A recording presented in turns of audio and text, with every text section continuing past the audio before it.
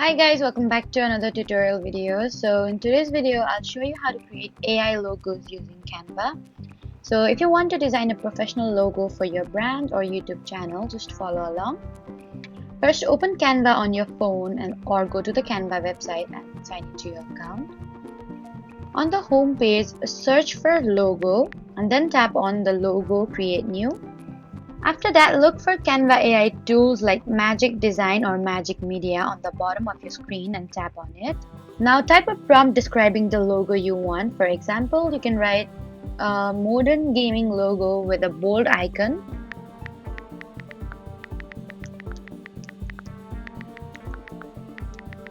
Canva will then generate multiple logos based on your prompt.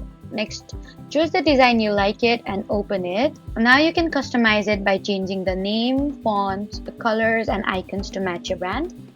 You can also use Canva AI to generate icons or graphics if needed. And once you're happy with your logo, click download and save it to your device. So that was how to create AI logos using Canva easily. Don't forget to like, comment, and subscribe for more helpful tutorials. Thank you for watching.